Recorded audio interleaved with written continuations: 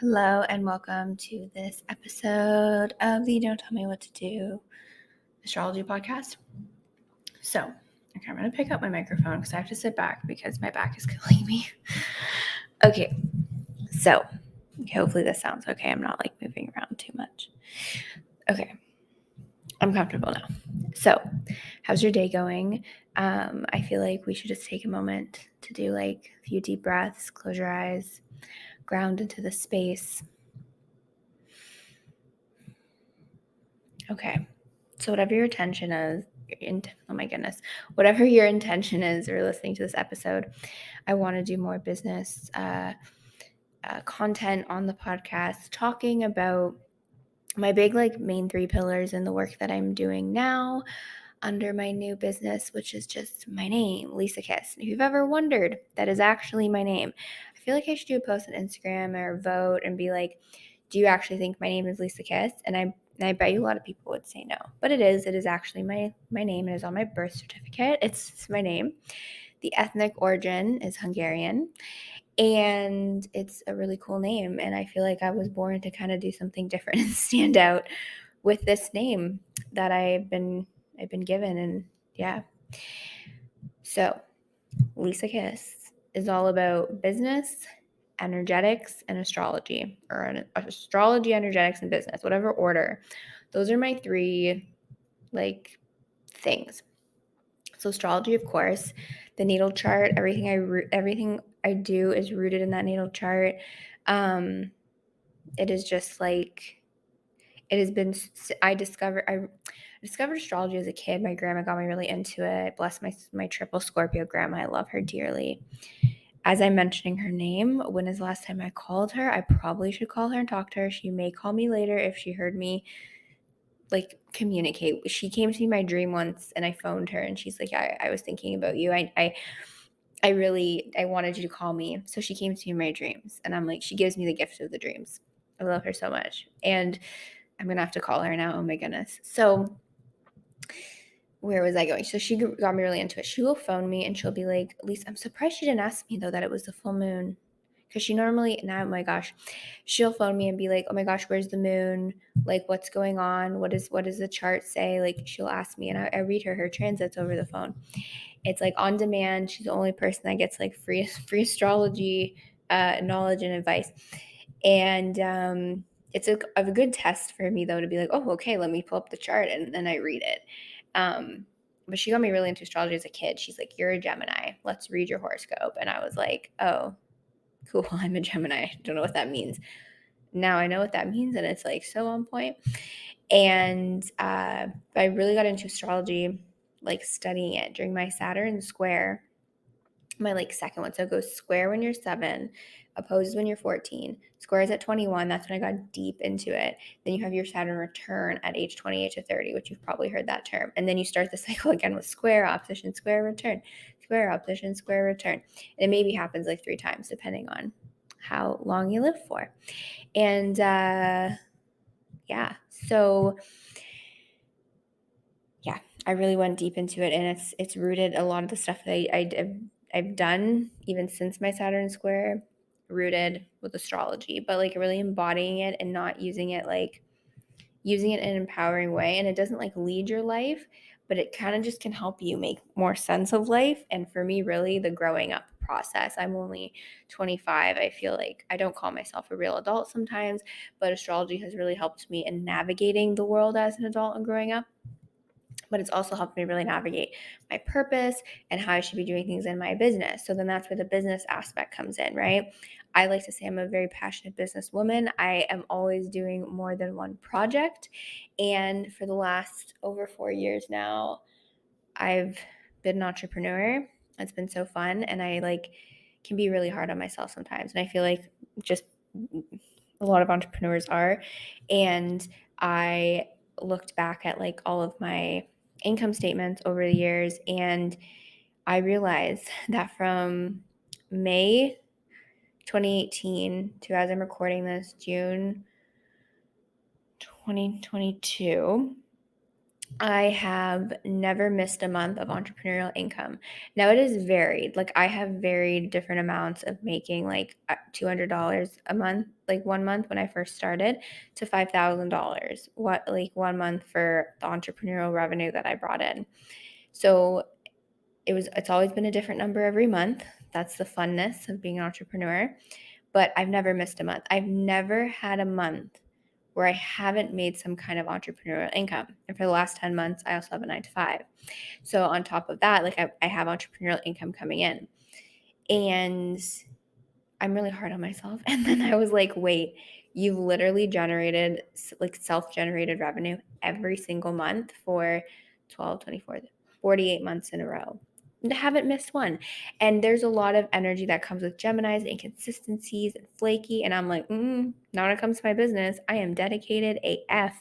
I haven't missed a month, right? There hasn't been a month where I'm like, I'm just not going to help anybody. I'm not going to serve anybody. I'm not going to use the gifts and talents that I have to help somebody else do something they need help with.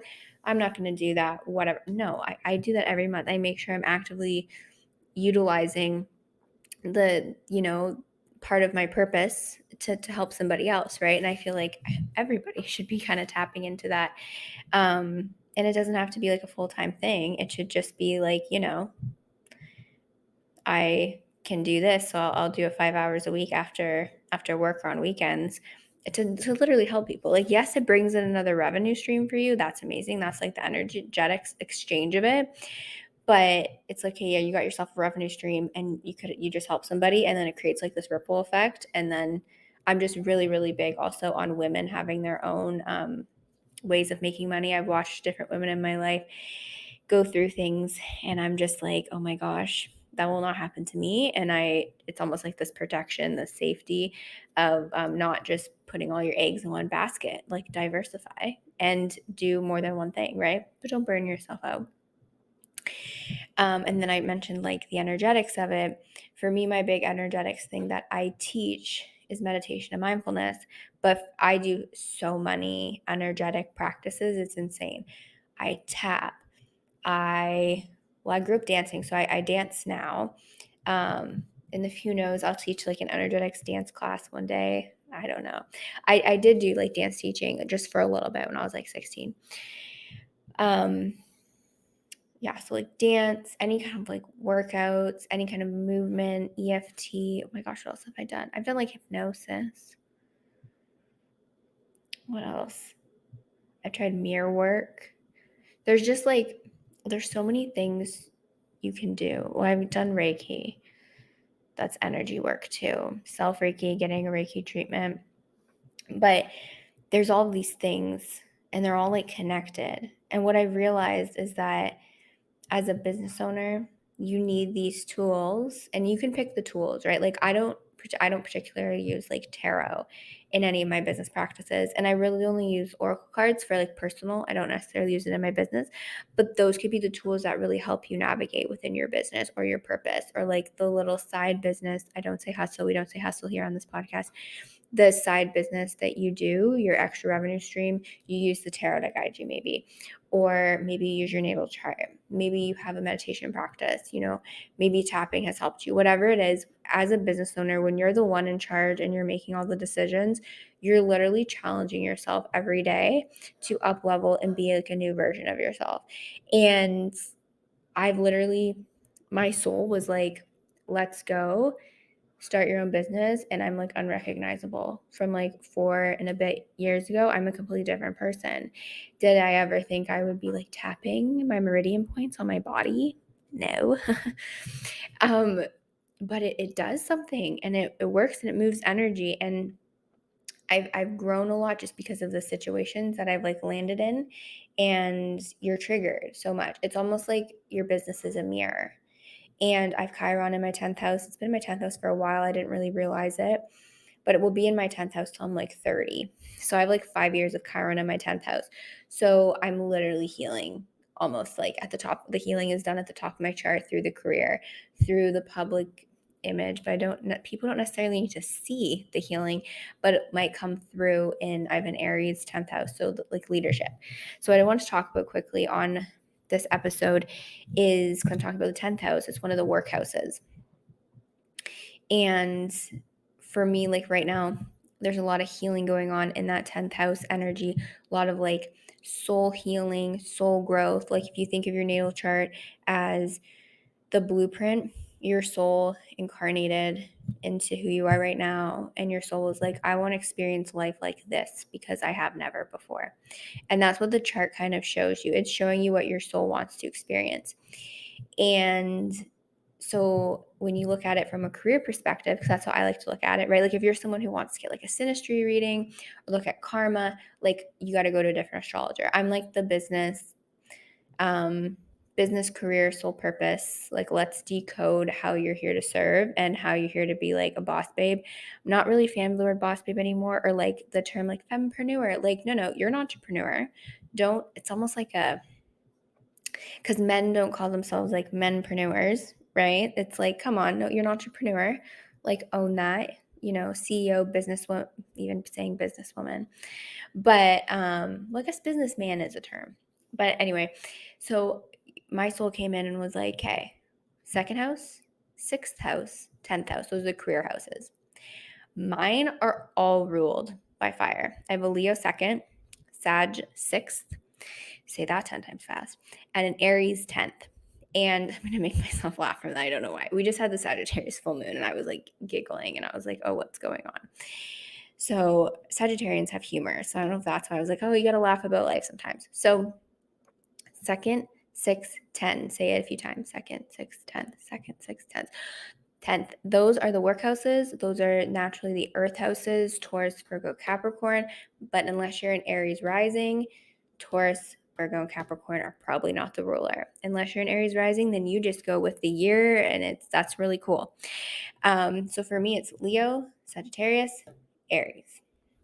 So the dominant element there, that's what I'm going to talk about for you, is I want you to look to see what your dominant element is. Mine's fire. So I've always said, like in life, when it comes to my friendships and my family, my personal life, I'm not super duper fiery. I'm pretty chill. I'd rather just have a conversation with you, or kind of do something like practical, or I like one-to-one conversations where we get almost like deep dive into things, that's like water and air mixed together. I'm not super like, oh, hey, let's go on like a run together. Like, ew, no. People who run, I don't know how you do it. I have a consistent movement practice, but it has to be like fun and dance and whatever. But the fire in my life, I get distracted when I hear sounds. But it's very Gemini. The fire in my life comes out through my work. And if you were to ask, fire is like passion. So if you were to ask me, Lisa, what is one thing you're passionate about? I'd be like, I'm passionate about my business. I'm passionate about career. I am passionate about making like a name for yourself, branding yourself. Like that is me. You can ask anyone who's known me since I was younger. I've always had a plan for how my career is going to go. Has that plan actually happened? The plan has changed many times. You can ask my mom. But I always had a plan about career. I was always focused future, like career. I need to have a career. I need to have like not just a job. I need a career, right?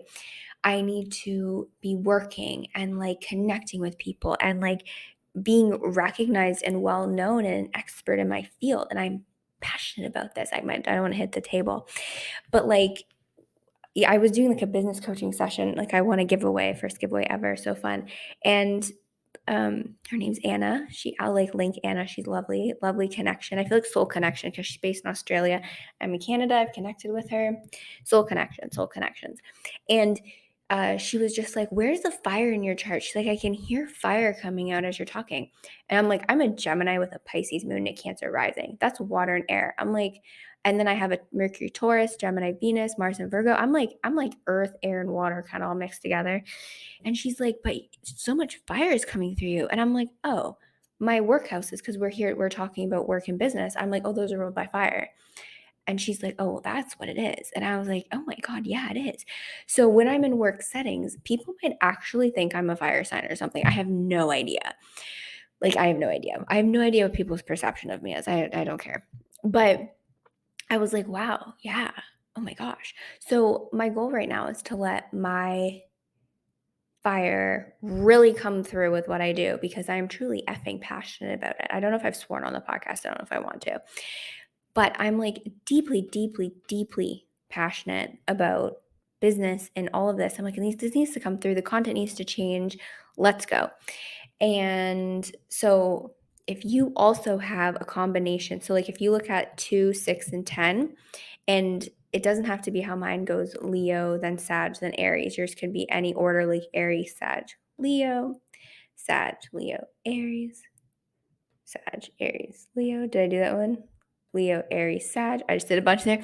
But like, look at that.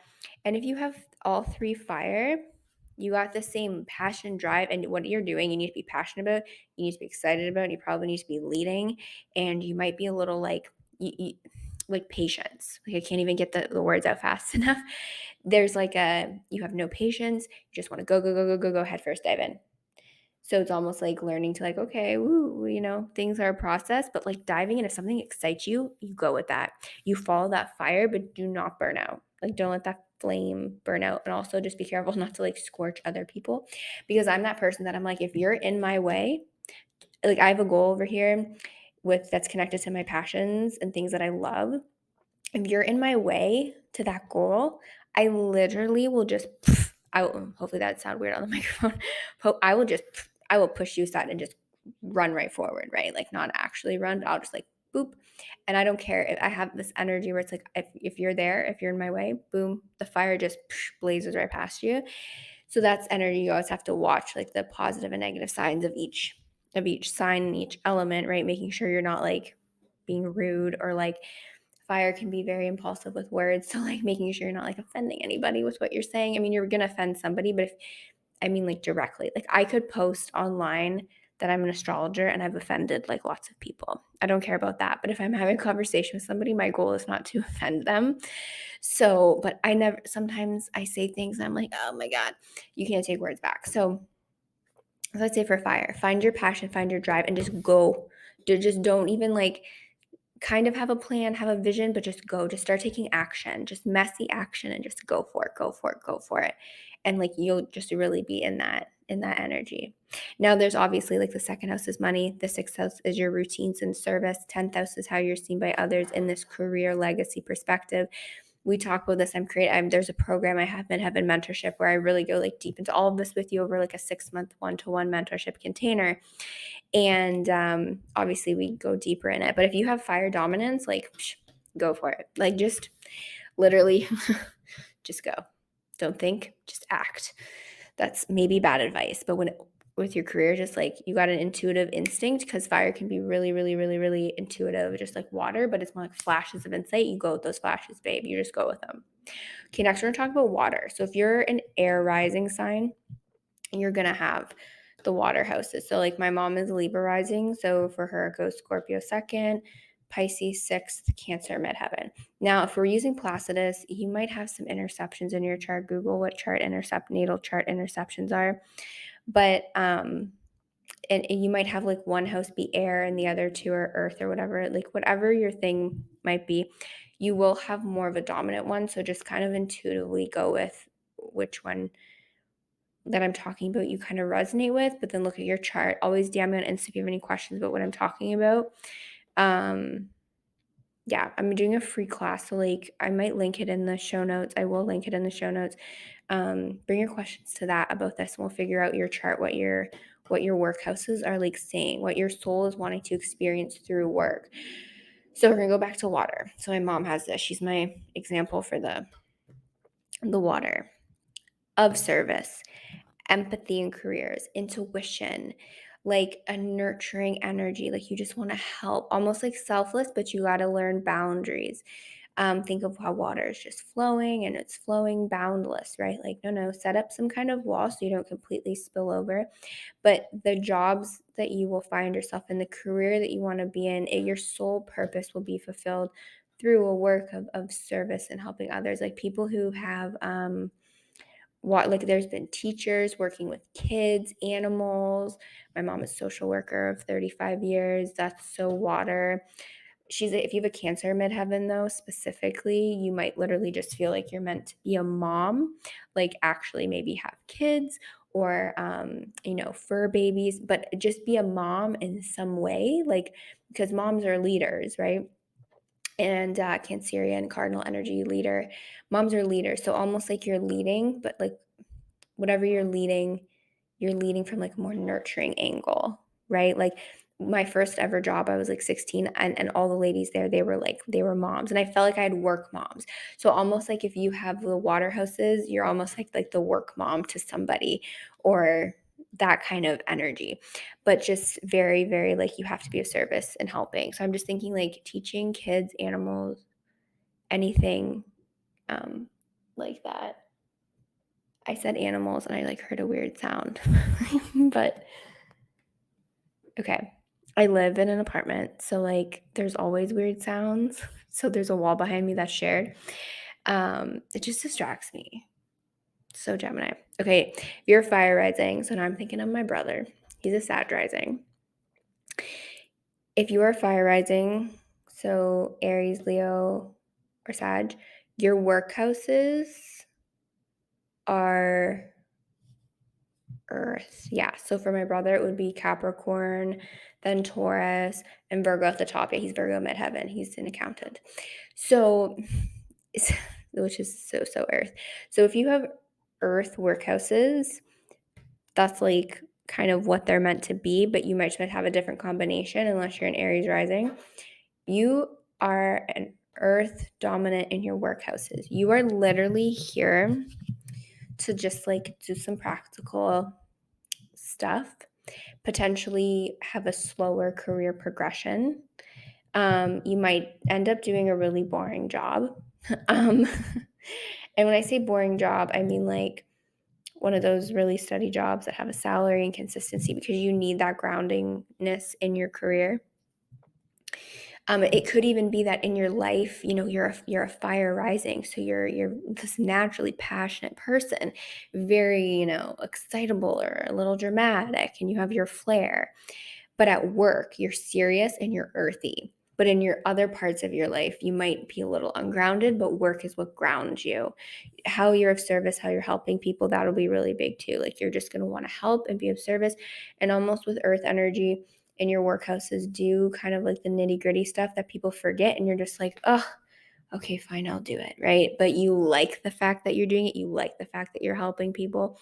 It just might be more like mundane stuff.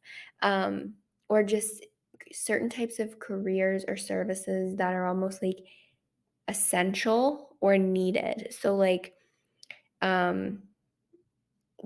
basic things that like need to be done, and if they weren't happening or no one was there to do them, like society would fall apart. Like the earth people are the glue grounding us, holding it together. So that's earth. And last one I have to talk about is air, which is if you are an earth rising, because then your second house would be air. Yeah. So if you are a Taurus, Capricorn, Virgo rising, you have air as your so you have a Gemini, maybe second house, Libra sixth, Aquarius midheaven. That's if you're Taurus rising specifically. But if Gemini, Libra, Aquarius land in 2, 6, and 10, I'm like touching my table like there's a chart in front of me and I'm like, I know where it's going.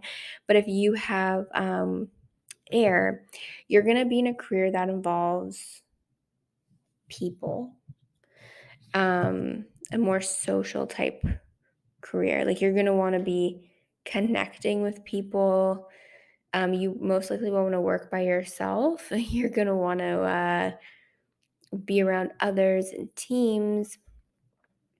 If you have like wherever the Aquarian energy is, you're going to have a more forward thinking approach to like what needs to be done, but almost with like a collective, we need to do this because it'll help the company as a whole. Or if it's your own business, I need to do this because it'll help humanity, the collective energy as a whole. Like you're going to have a very forward thinking idea that might feel misunderstood, but it's so crazy it'll just work. Like that's the Aquarian energy that'll come through in 2, 6, or 10 for you. But yeah, you could even, if Aquarian's at the top of your chart, you could even have a career that like people don't really get, or at work you would just have all these ideas and people are like, how does this person come up with this stuff, right? But yeah, you'd be in like more of a social connecting career. I always think like if you have a lot of air prevalent, I mean, I'm a Gemini, my first thing, and it's still really strong in me is marketing and social media, community connection, engagement, like getting, like I want people to um, actually talk to me. Like I love when people DM me or, email me and I'm like, yes, oh my gosh. Or like if I can do a chart reading, I have fire houses, but I'm a Gemini. But that air energy comes through where you just want to engage and converse with people. You want to know the information. So maybe you work in like media or journalism or anything like that where you're like either getting information or you're sharing information. It's very like airy. What else for airy? Any kind of technology that allows you to connect with people more, get out in like the community, know what's going on. But I immediately just think like you won't want to work by yourself. If you have like water, um, back to the water houses, you may actually want to work by yourself independently most of the time, or you might even want to like work with family, like things that feel really, really safe. Fire, you might want to work independently too. I know that comes through for me a lot. I mean, I work for myself. Fire, you're going to want to be the one in charge in leadership positions. I don't know if I said that, but that comes through a lot for me. Because you just like, you're going fast and you're like, okay, guys, let's go, follow me. Like, you don't want to follow somebody, you want to be the one leading. With water, there will be that leadership energy to it from a much calmer state, but then you also might just want to be by yourself or be with family. Work from home is very watery. And then earth would almost be even like in leadership positions, but like, hey, follow me because this is the right way to do it. It's very like earth, there's a system in place, right? So hopefully you got something out of this episode of me rambling about the workhouses and the dominant element, because I can't go through like, it'd have to be 3 separate episodes, what like all the signs through the second, all the signs through the sixth, all the signs through the 10th. Oh my goodness, that'd be like a lot. So just looking at the element first, I feel like can really help you understand what you're supposed to be doing through career or your business. I kept saying career, but when you really think about it, like I'm an entrepreneur and I really do think my career is being an entrepreneur. It is my business, right? As opposed to like I have a marketing career, and I mean I do, but like I like to think of your career as ever evolving, and it could include starting a business. So I am having a free class. Come to the free class. We're decoding the midheaven, which is your 10th house. What I was talking about, we're only going to decode that particular part. I'll go through all the signs, have time for questions, because it is to launch my one-to-one midheaven mentorship program. Then I also have a midheaven membership program where I'm going through things like the workhouses in astrology, your like Venus placement in your chart. And it's basically going to be like a 6-month astro business course where we're going to do like a monthly class and learn about what is going on in your chart and how it can help you in your business. But how I'm going to run the courses is it's going to be on like a membership basis. So midheaven membership, where you basically can join for X amount per month. The details will be in the show notes, but you join. But if you don't want to do 1 month, you just don't enroll for that month. And then you just enroll for like the next one. Or you can enroll for 3, you can do 6. There's like deals if you do that. But if you, because I like to offer options as being a Gemini. So I have like that membership if you want to like come in like a small little group and learn astrology that way, and then get some one-on-one time with me as well. But then I have the big container of midheaven mentorship, 6-month sacred container, just me and you, 2-hour, like 2 1-hour calls every month with accountability support. And you come to those classes too, so you're not alone. But you have like that support and the one-to-one space to really dive deep into your chart and what you need done to like either start your business and get your business up and running by like halfway through the program and like you are generating revenue like 6 months from when you start, or you like just started your business, you're feeling lost, you need clarity. So more details in the bio, but come to the free class to learn more about the program. And I'm offering like a little something special when you attend the class. And follow on Insta, DM me with any questions, or email me if that feels better for you. And more astrology and business content is coming your way because it's powerful and it has led me up into this point.